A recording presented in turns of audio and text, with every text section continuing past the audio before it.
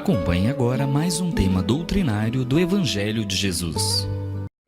Irmãos e irmãs, companheiros de Ideal Espírita, que a paz do Cristo continue desenvolvendo a todos. Nesta noite aqui, dando sequência a esse capítulo 10 do Evangelho, agora falando sobre os itens 11 a 13, numa das passagens mais emblemáticas do Novo Testamento, de todos nós conhecida, que é exatamente o momento em que apresentam, escribas e fariseus trazem até Jesus uma mulher que havia sido apanhada em adultério. E a lei de Moisés determinava que nesse caso a mulher deveria ser apedrejada em praça pública para evidenciar o seu erro, para fazer com que a sociedade toda a identificasse e mais do que isso, para que ela morresse.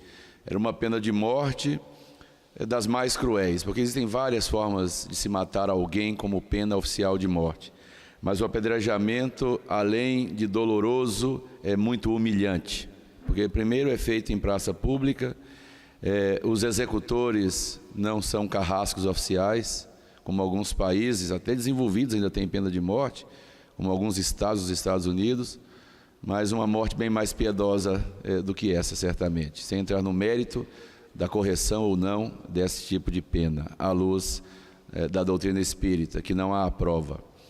Mas o apedrejamento, a dilapidação é um tanto quanto pior, porque, como eu disse, além de doloroso, é humilhante. Então, naquele momento ali, aquelas pessoas que vieram até Jesus tinham, mais uma vez, o propósito de fazê-lo entrar em contradição ou de colocá-lo em maus lençóis, em dificuldade, numa expressão de hoje, colocado numa saia justa. O tanto que as pessoas eram ignorantes a respeito de quem era Jesus.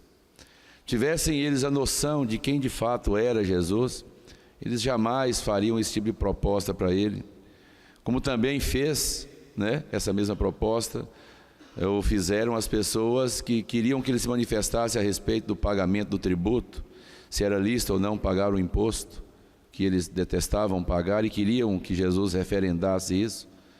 E mais uma vez agora, com o mesmo pensamento, mostrando a pequenez daquele povo, tanto que Jesus tinha que realizar por aquele povo, por nós na verdade, porque nós não somos melhores, nós somos talvez mais devedores do que aquele povo, porque aquele povo naquele momento, talvez nós, alguns de nós em outras roupagens físicas, não tínhamos a dimensão do que o Cristo representa. Hoje temos, pelo menos, a dimensão teórica da grandeza desse Espírito que veio até nós, Jesus.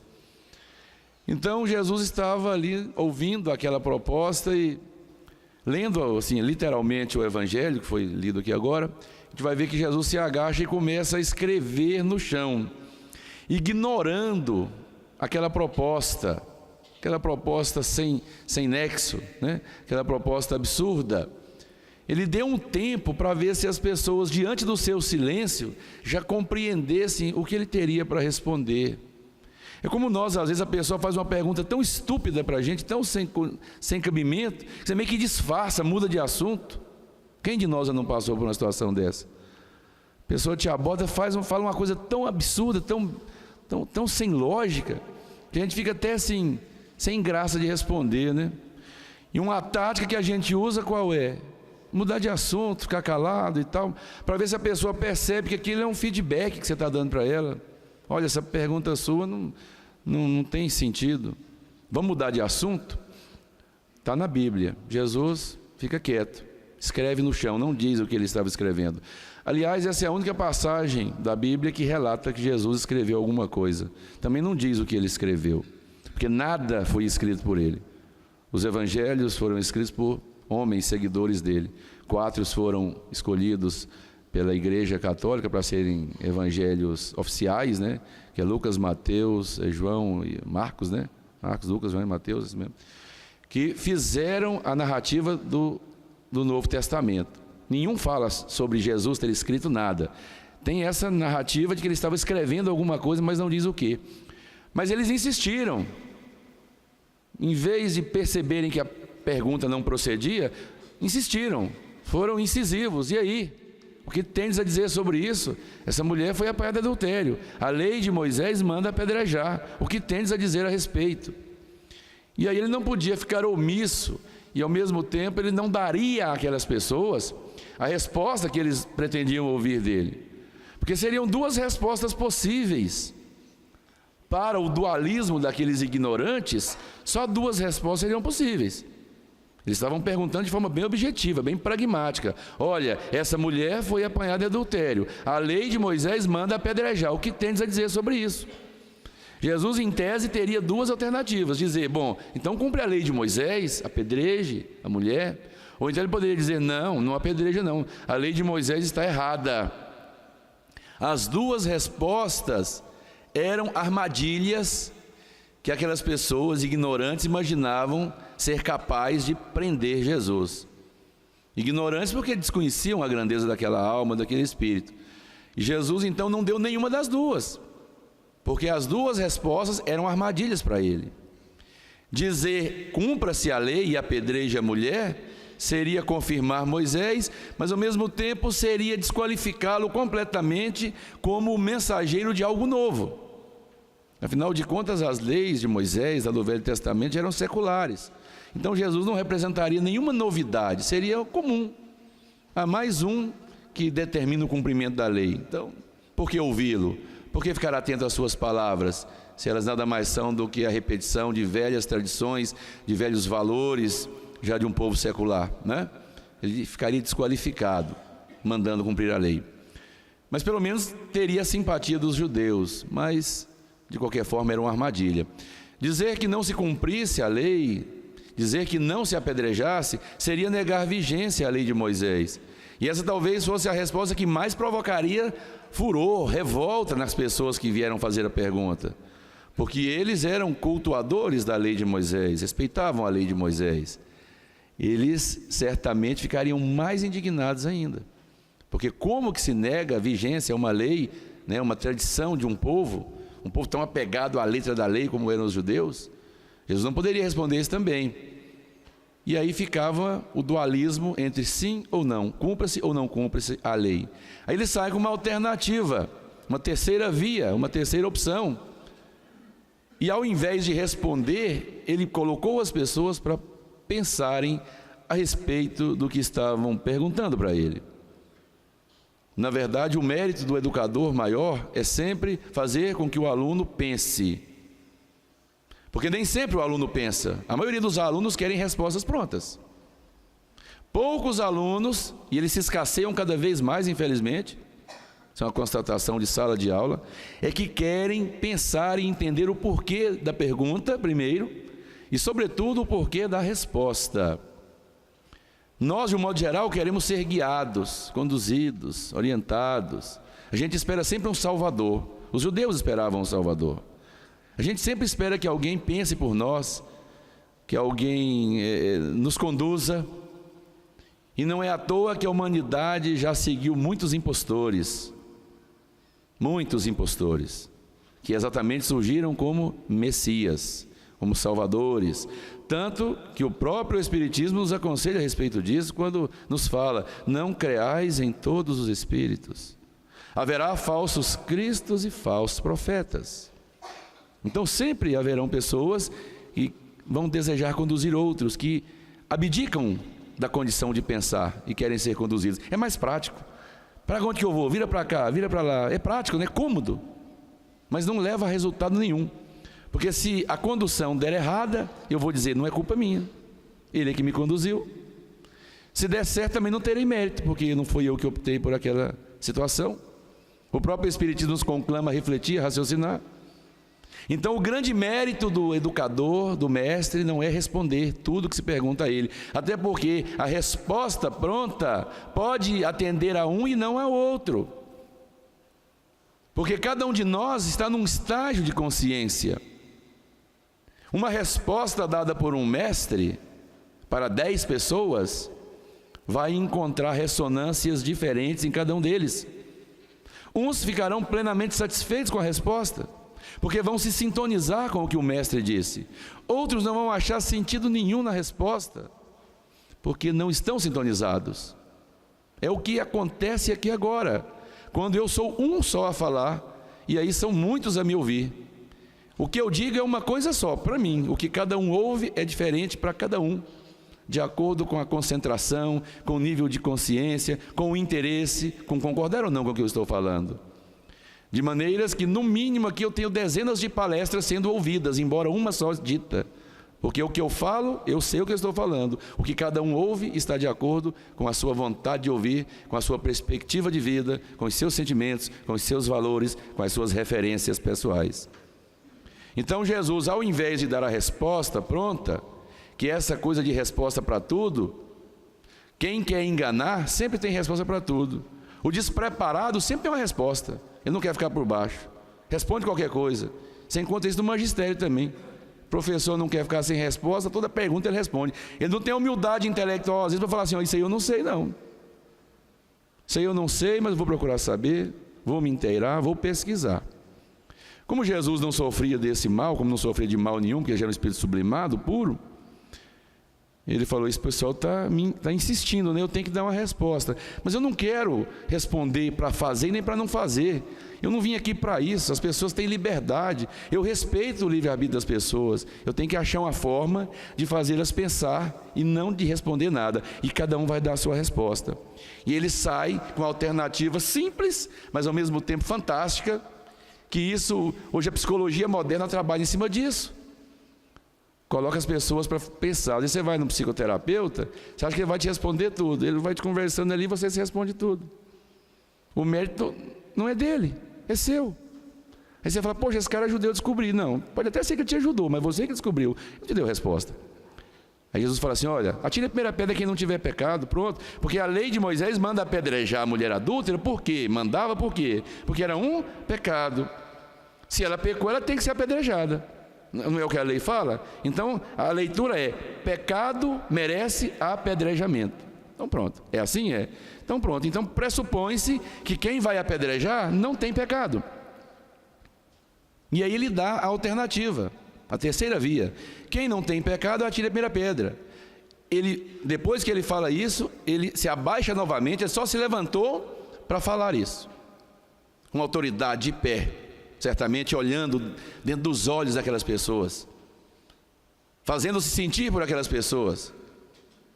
E aí se pensa, né? O que representa uma sentença vinda de Jesus, um espírito puro, para aquelas pessoas ignorantes que estavam ali?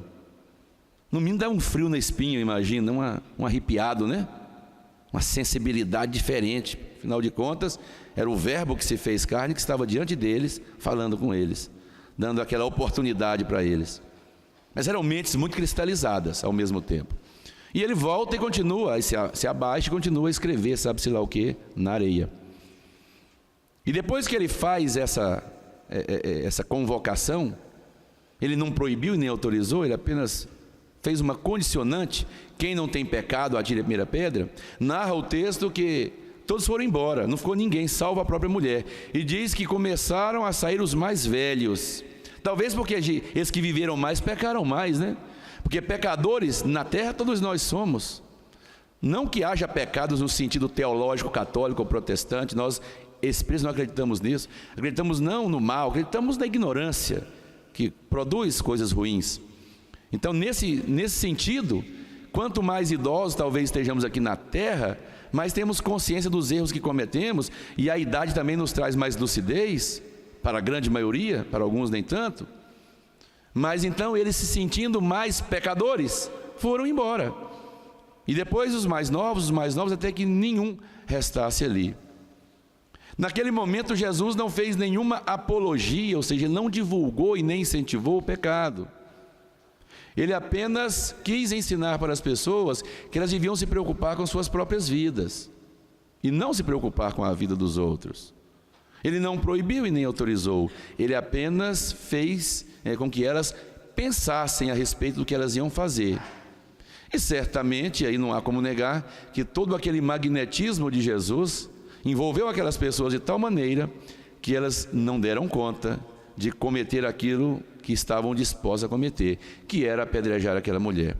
Mas para provar que Jesus não foi conivente com aquela prática, ele deu primeiro ele pergunta para a mulher, né? Mulher, onde estão aqueles que te acusavam? Ela respondeu, foram-se todos, Senhor. Ele pergunta para ela: cadê? Tinha uma multidão aqui que ia te apedrejar. Onde eles estão? O que aconteceu? Eles se foram. E ele falou: então vá, que eu também não te condenarei. E isso é maravilhoso. Ali foi um momento de julgamento. Uma multidão julgou a mulher. Queria invocar a lei de Moisés para matá-la em praça pública, porque ela tinha cometido um erro. E Jesus puro, Jesus imaculado na sua evolução extrema, diz para a mulher: eu também não te condenarei. Ou seja, eu não te julgarei, porque julgamento primeiro, depois a condenação, né? Você julga e depois condena. Necessariamente o julgamento não leva a uma condenação. Eu posso julgar alguém e absolver mentalmente, não vou, mas você faz um juízo de valor a respeito da pessoa. Então Jesus, ele fala: eu também não te condenarei.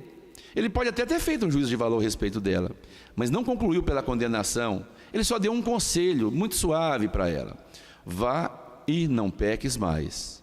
Foi o conselho que ele deu para ela. Ele não fez nada além disso, embora pudesse, porque ali fica um ensinamento para nós. Nós queremos julgar os outros. É da nossa índole, da nossa limitada evolução espiritual, sermos julgadores de imperfeições alheias. Isso a gente faz com maestria e faz a todo momento, a todo instante. A gente está sempre julgando o outro. E aí Jesus quis mostrar: primeiro ele livrou a mulher de morrer, e depois ele ensinou para a mulher e ensinou para nós que, olha o ensinamento maravilhoso, ele que era puro não julgou. Aí eu pergunto: quando é que nós podemos julgar alguém?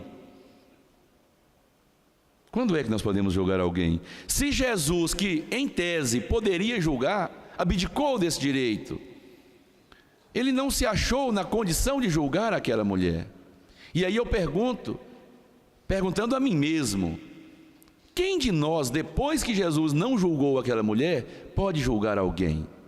Quem tem autoridade moral para julgar alguém? Não interessa o tamanho do erro que aquela pessoa tenha cometido. Nós temos autoridade para julgar alguém, a menos que eu me julgue, ainda que suavemente, ligeiramente, um pouco superior a ele. Se eu for um pouquinho melhor do que ele, talvez o que faltou de grandeza para ele, como eu tenho, eu posso julgar. Talvez eu fale assim: está me faltando ali uns 2 centímetros de evolução, então eu, Jesus, não vou julgar. Talvez alguém que venha depois de mim, lá em Goiânia, lá em Aparecida, quem sabe um dia ele vai poder julgar alguém. Se cada um fizer o seu juízo de valor e chegar à conclusão que nós não estamos na condição de superioridade em relação a Jesus, perdemos o direito de julgar. Não sou eu que estou falando, sou ninguém. É ele que falou. Quando ele não julgou, é como se ele dissesse: ninguém pode julgar. Mas ele não disse, porque Jesus não proibiu ninguém de fazer nada. Percebam isso. Jesus nunca proibiu ninguém: você está proibido, A gente é que faz isso, Proibido, está certo, está errado, julgando o tempo todo. Ele não. Nós é que projetamos às vezes os nossos medos, as nossas angústias, os nossos defeitos no outro e julgamos o outro, porque a gente acha fácil julgar o outro. E é tanto assim que eu projeto muito de mim. A psicologia fala sobre isso, sobre a projeção, que é um mecanismo de defesa, que tudo que é ruim a gente joga no outro, porque eu posso julgar, é o outro. Mas Jesus falou: não julgueis para não seres julgados, porque quando eu estou julgando o outro, eu já estou me julgando. Os meus olhos veem aquilo que eu tenho. Se eu vejo sensualidade no outro, é porque eu tenho. Se eu vejo avareza no outro, é porque eu também tenho. Se eu vejo ganância, cobiça, ódio, desprezo no outro e falo que ele tem todos esses defeitos, é porque eu tenho. Até porque eu não posso julgar o que eu não conheço. Quando eu avalio alguma coisa, eu tenho que ter um paralelo para comparar. Não tem como descrever a luz para o cego de nascença, por mais que ele queira. Vai faltar alguma coisa, porque ele nunca viu a luz. É como se eu dissesse: eu estava tão iluminado que parecia o sol. Aí eu sei o que é sol. Eu não fui num lugar tão iluminado, mas por conhecer o sol, eu estabeleço um paralelo de comparação e eu tenho uma ideia de como é aquele lugar. Rapaz, foi um estouro parecendo um pneu estourando. Eu escutei, alguém diz, eu sei o que é pneu, eu já ouvi um pneu estourando. Porque se eu nunca tivesse visto um pneu, se eu nunca tivesse ouvido o som de um pneu estourando, se alguém quisesse comparar para mim entender um barulho, um estrondo, como sendo igual a de um pneu, ia ficar do mesmo jeito. Mas que pneu? O que é pneu? Eu nunca vi pneu. O que é pneu? O que é estouro? O que é barulho de pneu estourando? Eu só compreendo aquilo que eu tenho um paralelo para compreender. Os espíritos puros não julgam as pessoas, porque eles não ficam se projetando os outros. Eles enxergam a todos nós como aprendizes, como espíritos em evolução, que somos de verdade, somos isso. Não nos julgando a todo momento, colocando o dedo. Até porque nós, quando estamos com muita bondade, muito inspirado naquele dia, numa situação como a de Jesus, a gente, no mínimo, faria o seguinte: quando a gente livrasse aquela mulher de ser apedrejada, faríamos a pergunta: cadê o pessoal que estava te acusando? Eles foram embora. A gente ia falar assim: tá vendo? Tá vendo? Eu falei que isso ia dar errado, tá vendo? Quase morreu, né? Quase morreu, tá vendo? Aí, vê se agora você aprende, hein? Não faz mais isso. Porque é o máximo que a gente consegue fazer de bondade, é por aí. Quando alguém cometeu um erro, e às vezes a gente advertiu antes, e aí ela se escapa e você dá, né? Você até ajuda, mas cobra alto o preço. Aí fica imaginando Jesus falando para a mulher: tá vendo, tá vendo? Tu vistes? Não, ele não falou. Ele foi tranquilo, falou: vai embora. Jesus é a tranquilidade, é a simplicidade, vai embora. Significa que ele estava apoiando? Não. Vamos lá no Livro dos Espíritos, questão 903, chegar em casa, confere. Kardec pergunta aos espíritos assim: se é lícito identificar as imperfeições alheias. Eles falam assim: absolutamente não, se a intenção é apenas explicitá-los, que é o que eles fizeram com aquela mulher, para humilhar, né? Para ela ser apedrejada em praça pública. Mas eles completam a resposta, questão 903, pois deu em casa. Agora, se ver o defeito do outro for só para analisar aquilo que eu identifiquei que está ruim, a questão da projeção da psicologia que eu falei, e o que eu enxergar nele, esse sujeito é muito avarento, e eu? Aí eu vou fazer o contraponto: eu sou ou não? Tenho sido avarento? Muito seguro? Não ajudo ninguém? Porque se eu vejo no outro e acho que é um defeito, é a projeção que eu fiz nele, aí volta em mim para saber o seguinte: e isso é lícito, porque aí eu posso identificar nele algo que me incomoda, e aí eu posso mudar aquele ponto, eu posso diminuir a avareza em mim. Se eu olho para uma pessoa e acho que ela é uma pessoa violenta, e faço esse julgamento, tudo bem, não vou evidenciar isso para ninguém, vou analisar em mim: e eu sou violento? Ou eu sou um sujeito da paz, um sujeito equilibrado? É aquela coisa que a gente fala assim: meu santo não bate com o outro. Às vezes quando fala que não bate, sabe por quê? É porque ele é muito igual a você. E como você não se aceita, você não aceita ele também não. Pode ver isso.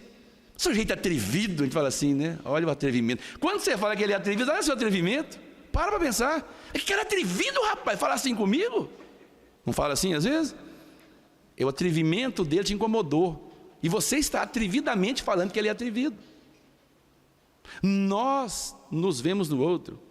Por isso que fala que se o olho tiver luz, né, todo o corpo era luz. É a nossa mente, é a nossa posição que define isso. Então não é que nós devemos fechar os olhos para tudo. Nós só não temos o direito, segundo o Evangelho, de ficar a todo tempo evidenciando os defeitos alheios.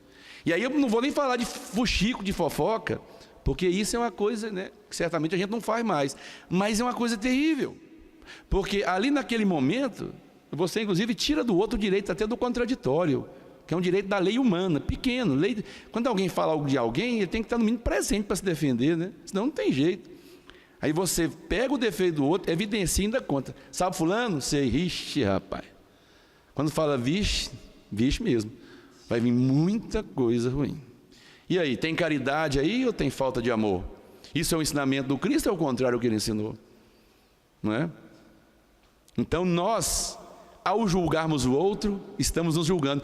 A gente pensa assim que Deus fica assim o tempo todo assim, com um tribunalzinho montado, julgando a gente. Ele não faz isso não. Questão 621 do Livro dos Espíritos: onde está escrita a lei de Deus? Na consciência do homem. Está escrito lá. Cada um de nós já tem ela escrito, não tem como escapar. Aí eu vou apagar, não tem jeito. Não tem jeito. Aí eu vou ignorar, não tem jeito. Ela já está escrita. Então a gente não fica o tempo todo esperando uma audiência com Deus para ser julgado, não. Esses julgamentos internos são feitos a todo momento, porque nós sabemos, e quanto mais a gente se evidencia no conhecimento, mais ilustra essa lei, mais a gente sente o quê? Aquela culpa, aquele remorso, porque a gente sabe que está errado. Eu posso até fazer violando a minha consciência, mas eu sei que está errado, é porque eu tenho liberdade de agir. Mas não tem como eu escapar à certeza de que eu sei que está errado. Então, por isso é que essa sabedoria do que está aí no Novo Testamento, que passa batido. Não julgueis para não seres julgados. Porque se eu julgar o outro, eu estou julgando a mim mesmo. Quando eu evidencio o defeito dele, eu estou mostrando o meu. Os olhos de pureza do mestre e de espírito do seu nível não veem em nós, como eu disse, senão seres que precisam muito de compreender, de aprender. Tanto que Jesus, no momento final do seu martírio, o que ele pediu a Deus? Pai, perdoa, eles não sabem o que fazem. Ele tinha poder para dizer, Pai, fuzila-os com o teu poder, como o Velho Testamento às vezes testifica, né? Faz descer fogo do céu sobre esse povo aí, queima essa raça ruim, que esse povo é ruim demais, esse povo está matando o Cordeiro de Deus, faz uma tsunami vindo não sei de onde, aí vai tudo, esse povo não presta. E seríamos nós, né? No momento de sofrimento. Você imagina você sofrendo uma agonia e tal, aí às vezes chega a polícia dando tiro para todo lado e fala, graças a Deus, chegou dando tiro e salvou minha vida. Nós somos assim, né? Jesus não falou, Pai, perdoa, eles não sabem o que eles fazem. E aquilo não era mentira, não era falsidade, ele não estava falando aquilo para sair no Facebook, para nada de rede social, não, nem tinha nada. Aliás, tinha pouquíssimas pessoas ali testemunhando aquele momento de agonia. Ele falou porque era aquilo que ele de fato sentia. Ele tinha consciência cósmica de que aquelas pessoas não estavam ali porque eram más. Mas que povo ruim? Não, povo ignorante. Ninguém é ruim, nós não somos ruins, não, nós somos ignorantes. Se o desonesto soubesse como é bom ser honesto, ele seria honesto por desonestidade. Entenderam? Quer dizer, a gente não sabe ainda quanto é bom ser bom, ele não sabemos ainda. A gente sabe teoricamente, mas na prática não.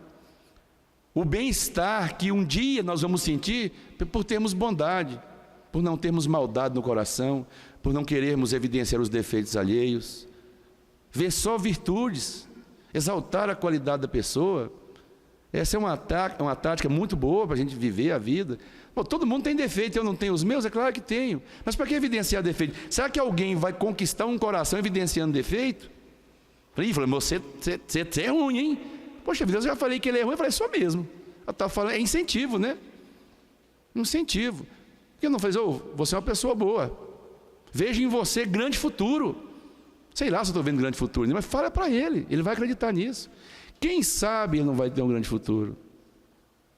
Jesus, até isso ele falou para nós, vendo aquele povo ali ignorante, ele falou, vós sois deuses. Quer mais do que isso? Jesus olha para aquele povo e fala, vós sois deuses. O que ele estava exaltando na gente ali? As melhores coisas que a gente tinha em nós. Ele estava exaltando os nossos defeitos. Ele poderia olhar e falar assim, vós sois capetas, porque olha que povo ruim. Não, vós sois deuses. Vocês são bons, vocês são ótimos. Vocês podem fazer o que eu faço. Vocês acham que eu faço muita coisa? Ele diz, não. Vocês podem fazer o que eu faço e muito mais. Está na Bíblia. Ele exaltou a virtude do ser humano. É uma lição, né? E nós, em relação ao próximo, vamos exaltar os defeitos que todos temos? Ou vamos exaltar as virtudes que também todos temos? Por pequenas que sejam, mas temos. Alguma coisa de bom há em nós. E não tem como ser diferente, porque nós somos criados por Deus. E se Deus é a suprema perfeição, Ele não pode ter criado coisas que não sejam também, se não perfeitas na compreensão do pensamento momentâneo, mas com potencial de ser perfeita. É o que Jesus falou, vós sois deuses. Podeis fazer o que eu faço e muito mais, basta que tenhais fé. Fé no sentido de transcender, de ir além, de quebrar todos esses grilhões que nos prendem à matéria, ao mundo, de achar que vida é aqui, que patrimônio é o que eu ponho no banco, patrimônio é o que eu tenho, é o que eu posso vender, eu posso comprar. O dia que a gente romper com isso, aí sim, não haverá limites para a nossa atuação. Então, é por aí, certamente, que existem várias formas de compreender esse texto. Um dos mais belos textos de não apedrejar ninguém. Se hoje não se apedrejam mulheres mais em praças públicas, aqui, há países aí que ainda fazem isso. Na parte oriental do mundo, né? A gente sabe disso, que ainda tem muito disso aí. Algumas tradições religiosas que ainda são muito arraigadas a esse pensamento, né?